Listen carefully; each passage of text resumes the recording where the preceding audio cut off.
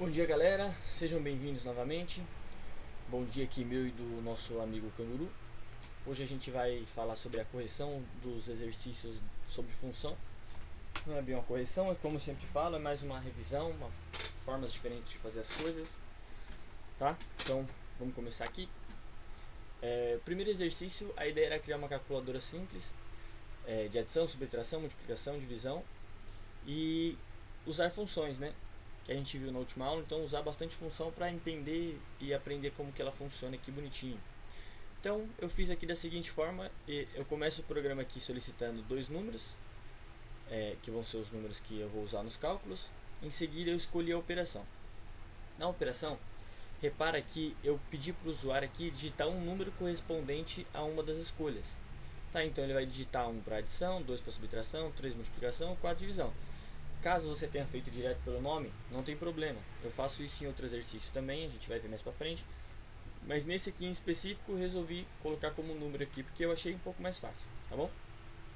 Então o programa vai começar e vou solicitar aqui para ele. Em seguida, eu chamo a função calcular, que é a função que eu criei aqui.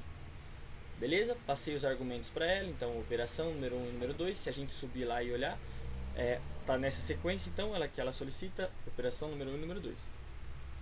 Ok? Entrando na função, eu faço aqui diversos ifs e elifs aqui, né? Então, se for 1, eu vou somar. Se for 2, ele vai subtrair, 3 multiplicar e 4 dividir, tá? Aqui até o 3 não tem muita novidade, é só uma validação aqui que ele faz, nada mais. Do 4, como é divisão, eu tive que fazer uma validação a mais aqui. Então, se o número for diferente de 0, eu faço a divisão. Se não, eu vou retornar um erro. Erro, divisão por zero, né? Explicando aqui para o usuário que ele não pode dividir por zero.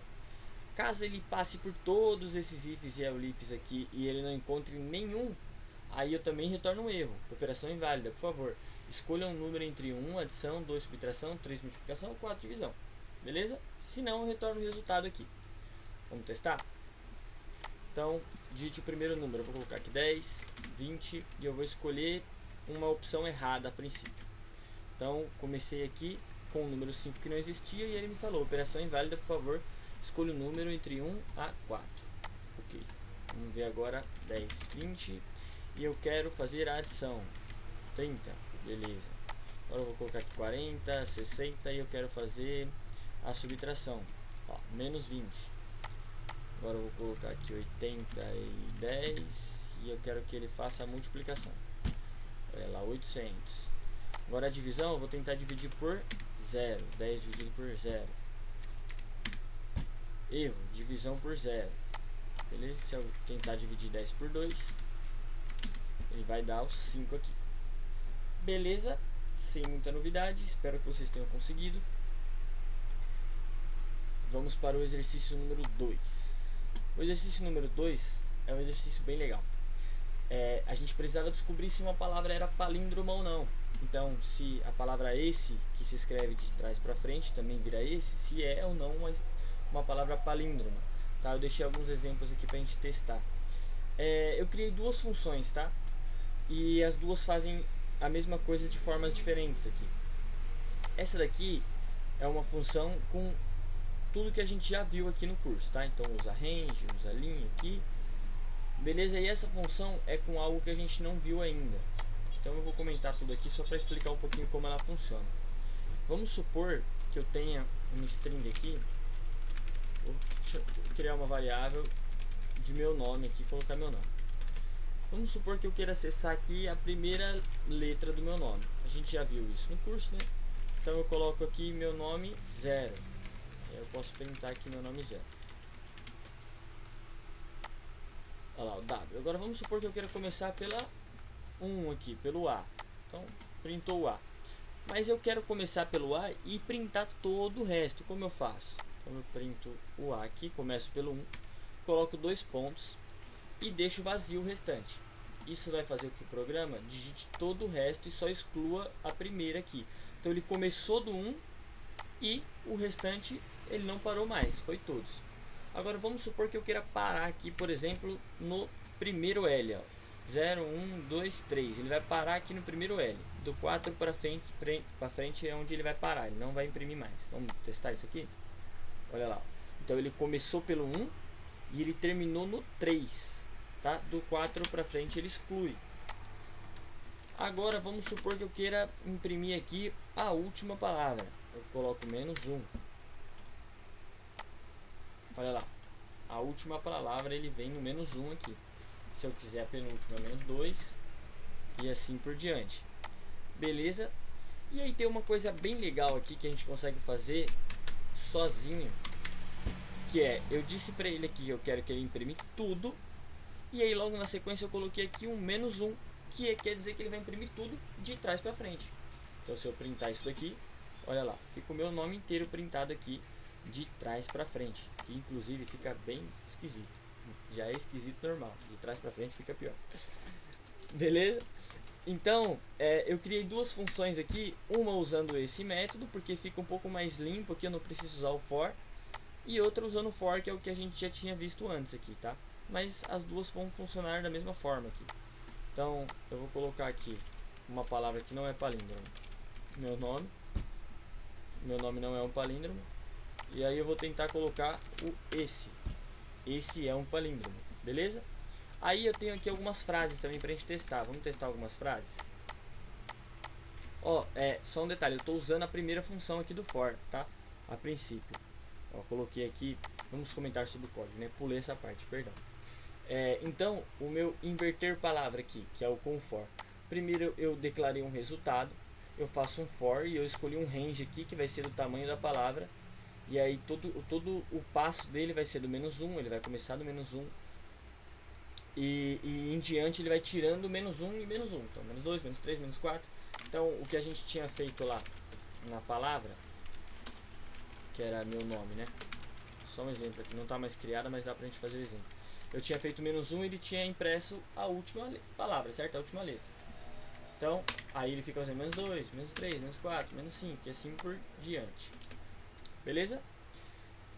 Aí eu vou somando todos os valores aqui de palavra no meu resultado. Então o i aqui que é o vetor do meu for, eu vou buscar a palavra do vetor, a posição aqui da minha string, e vou acoplando aqui a resultado, e no final eu valido se o resultado é igual a palavra, beleza? E aqui onde eu chamo, ó, eu só faço se inverter palavra, ele vai printar, se não ele vai falar que não é um palíndromo, tá? Vai falar se é ou não é um palíndromo aqui. Beleza? Então vamos tentar aqui com uma frase. Após a sopa. Após a sopa. Após a sopa é um palíndromo. Beleza? Então a gente conseguiu ver aqui que inverter palavras está funcionando bem. Vamos testar agora o valida palíndromo. Então o valida palíndromo eu vou mandar aqui agora luz azul. Luz azul é um palíndromo. Então eu vou colocar aqui meu nome de novo. Meu nome não é um palíndromo. Beleza? Vou testar mais um aqui. Ame o poema. Ame o poema é um palíndromo. Certo? Então, duas formas de fazer diferentes. Uma a gente não tinha visto tudo ainda. A gente já tinha visto como manipular ela, mas não essa função específica aqui que printa ela inteiro ao inverso aqui. Tá? E que acaba tirando a gente o trabalho de ter que fazer esse for enorme aqui. Ok? Então, vamos para o exercício de número 3 agora. O exercício de número 3, a ideia era contar quantas palavras tem aqui em uma frase, certo? Sem considerar os espaços. Então, eu criei primeiro eu declarei uma variável, né? E na mão aqui, coloquei esta é uma frase de exemplo. E aí eu já chamo aqui a minha função que eu criei, que é o contar palavras. O que eu faço no contar palavras? Eu faço palavras é igual a split, então eu criei uma variável nova que vai atribuir o frases.split. Lembra do split que a gente viu anteriormente? Se eu colocar aqui, por exemplo, dentro do split uma vírgula, ele vai separar tudo por vírgula e criar uma lista. Nesse caso, como eu não coloquei nada, ele vai separar pelos espaços e colocar em uma lista, tá? Isso aqui vai virar uma lista. E aí, logo em cima, eu vou até colocar um print aqui do tipo pra gente ver. Type palavras. E vou printar também palavras pra gente ver como ela ficou. Ok? E aí eu vou retornar o tamanho dela. Vamos ver como é que ficou isso. Ó, então ela é do tipo lista, virou uma lista, né? Então cada palavra que a gente separou por espaço aqui ocupou um espaço da lista. Então esta é uma frase de exemplo, viu? Esta é uma frase de exemplo, tá? E aí o resultado é a frase, esta é uma frase de exemplo, tem 6 palavras, que é o que eu printei aqui embaixo, beleza? Então 1, 2, 3, 4, 5, 6. Ok? Se você fez de uma forma diferente, novamente, não tem problema. Espero que você tenha conseguido. E vamos para o exercício de número 4. Esse é bem legal também. O exercício de número 4, a ideia era fazer um conversor de moeda, certo? Que o usuário escolheria se ele quer a taxa de dólar ou a taxa de euro, passaria um valor em reais e a gente converteria para dólar ou euro aqui. Tá? Então o programa começa aqui criando uma variável que ele vai pedir já o valor para converter. Então eu deixei float aqui, caso o usuário queira colocar aqui um valor decimal, tá, com casas decimais. E aí logo em seguida eu peço para ele a moeda de destino. Então eu falei, digite a moeda de destino, dólar ou euro. Lembra que eu tinha falado que eu tinha escolhido números aqui no exercício 1? Nesse caso eu escolhi direto o nome, tá? Para o usuário digitar o nome aqui direto. Então, o que eu faço aqui na sequência? Eu falo que moeda de destino, que é a minha variável, é igual a moeda de destino.lower. Então, como funciona o lower aqui? Deixa eu criar um só para a gente testar o lower. Se eu tenho aqui uma variável chamada carro, e aí carro vai ser maiúsculo, e eu printar carro, eu consigo deixar carro minúscula com lower, tá? Então olha lá, carro. E também consigo fazer isso com upper, só que agora ele vai deixar maiúsculo, beleza?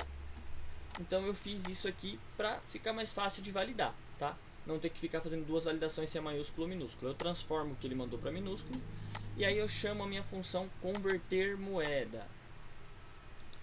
E aí eu vou ter aqui o valor, que é o que ele recebe aqui, que eu mando para ele aqui no primeiro, e a moeda de destino que eu mando aqui como segundo argumento, tá?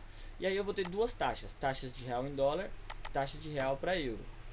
E aí eu só faço um if aqui, vejo se caso seja dólar, o valor convertido vai ser igual ao valor vezes a taxa de dólar, e a taxa de câmbio vai ser a taxa de real dólar, que são duas variáveis aqui que eu escolhi, que eu vou retornar elas aqui embaixo. Beleza? E eu faço a mesma coisa aqui para euro. Caso não exista, eu retorno o none. None é vazio, tá? Não existe o none. E aí eu vou para minha validação. Então eu faço aqui, se resultado for igual a none, ele vai printar aqui opção inválida. Escolha entre dólar ou euro. Caso contrário, eu faço outra coisa nova aqui. Isso aqui é bem legal. Isso aqui se chama if ternário. Como funciona o if ternário? Eu criei uma variável nova chamada resposta valor. E eu falei que ela era igual a dólares. Porém eu coloquei um if aqui. Então eu falei é igual a dólares se moeda de destino for igual a dólar.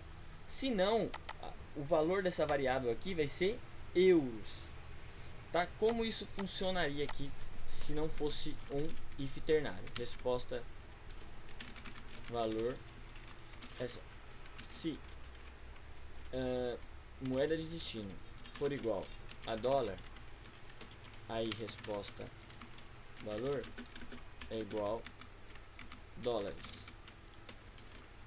Se não, resposta valor é igual euros. Toda essa linha aqui, ó, da linha 30 até a linha 33, dá pra gente resumir em uma linha, que é o que está acontecendo aqui na 35, tá? Então nas duas respostas aqui eu atribuo um valor para a resposta valor aqui, que é a minha variável, certo? Então eu não preciso criar esse if else nessa estrutura. Eu consigo dizer para o programa dessa forma aqui: resposta valor vai ser igual a dólares.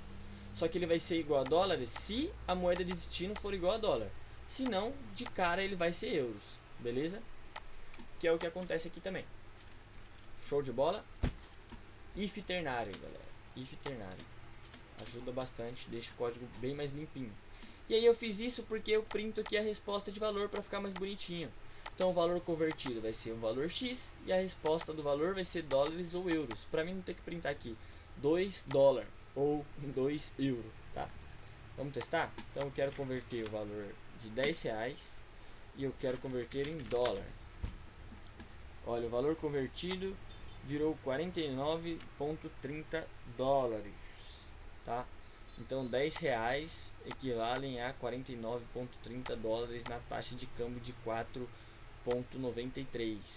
Caso eu queira converter aqui para euro, o valor do câmbio, desculpa, o valor convertido foi 53,60 euros e a taxa de câmbio utilizada 5,36. Show de bola! Espero que vocês tenham conseguido todos os exercícios. Caso tenha tido alguma dúvida, algum problema, queira entrar em contato, vou deixar o e-mail aqui na descrição. Muito obrigado, até a próxima.